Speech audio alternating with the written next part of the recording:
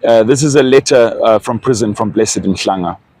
He writes, "Dear friends and fellow Zimbabweans, as I write from this discomfort of my overcrowded cell, I am suffering from a serious bout of flu which has drained my strength and now threatens my inner peace. Sleep hardly comes as deep thoughts and lice battle for my attention at the most undesirable times. Such is the life I have lived for the past 41 days. The state has unleashed its worst to keep me here, and mostly in total disregard of the Constitution. I know I will be staying here longer for the sins of freedoms, particularly that of expression.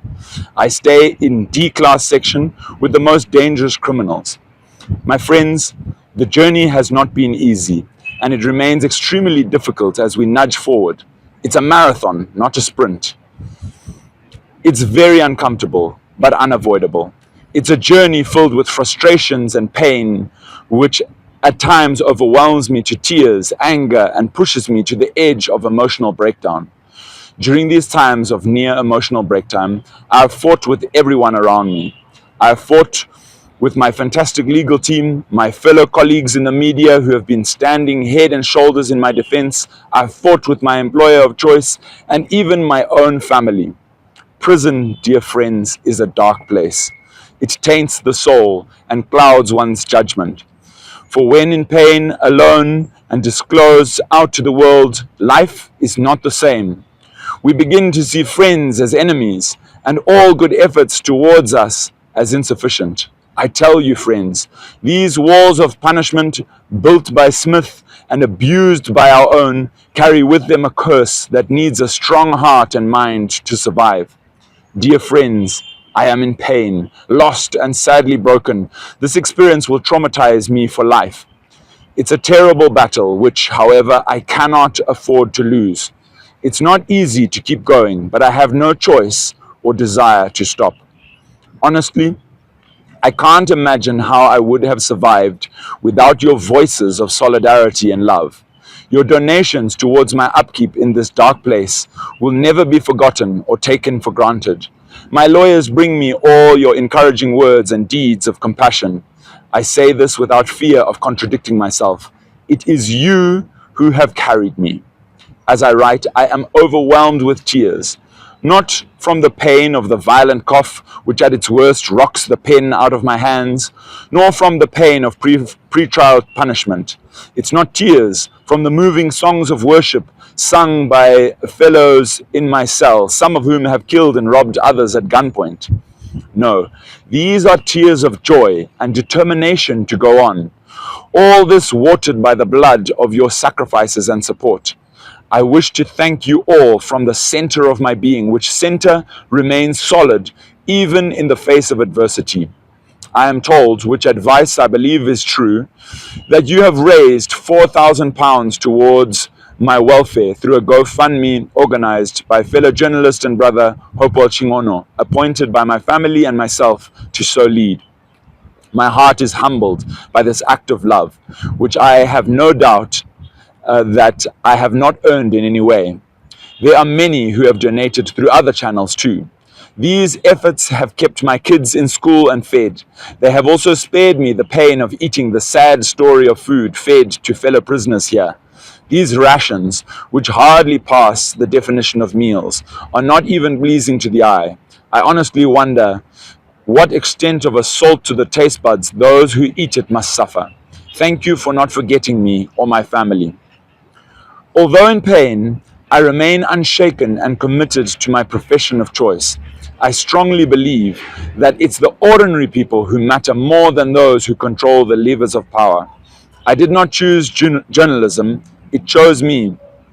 It would have been a curse had it been a bad thing, like the curses of many who slept next to me in this cell, who were chosen to life of crime. Journalism, which is not a crime, even though criminalized, remains a badge of honor, which I am wearing even in the darkest hour here at Harare Remand Prison.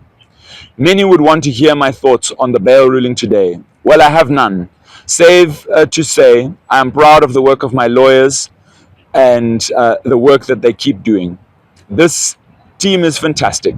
Lawyers take instructions from their clients. I should say they have taken my instructions and turned them into brilliant legal arguments. I'm proud that I chose this team. The results are not reflective of their work, but of other things which you might not be aware of. I am sorry for fighting with you guys, but I have a solid defense. Prison does that to the best of us. You might be aware that I am in here because Blessed Rune Sogeza expressed his political views at a press conference covered by your station of choice, HSTV. The broadcast was deemed to incite public violence. The state seems to believe that I am HSTV and have descended on me with all their might and strength. I am not HSTV. I remain Blessed Mhlanga and proud employee of HSTV. These charges are contrary to Section 277 of the Criminal Law Codification and Reform Act, which deals with criminal liability of a corporate body. It states, for the purpose of imposing criminal liability upon a corporate body, any conduct on the part of a director or employee of the corporate body or any person acting on instructions or with permission, express or implied, given by a director or employee of the corporate body will be deemed to have been the conduct of the corporate body, and if the conduct was accompanied by intention on the part of the director, employee or authorized person, that intention will be deemed to have been the intention of the corporate body. To my fellow colleagues, soldiers of this noble profession, your coverage has been refreshing and a motivation. I thank you. I have no access to what you write, but my lawyers tell me that it is satisfactory. To these organizations, Zimbabwe Lawyers for Human Rights, MISA Zimbabwe, ZUJ, ZOC, AMH, HSTV, Amnesty International, Heal Zimbabwe Trust, and many others. I pray for more strength to you. You have lessened my burden. You have advocated and have given me strength. You will never understand how deep your actions have saved me. In conclusion, I am human, not perfect, and not immune to fear and pain. Regardless of what happens here and going forward, I am deeply indebted to all of you.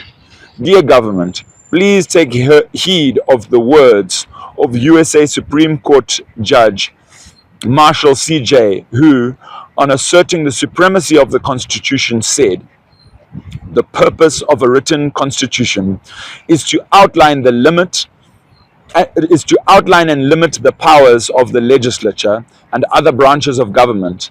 Its principles are fundamental, and there can be no point in framing a constitution if the legislature could exceed the limits of the Constitution. I am reachable at my new address. Just be sure to bring your identity card, otherwise my guards won't allow you in. From Harare Remand Prison with love, Blessed Mhlanga."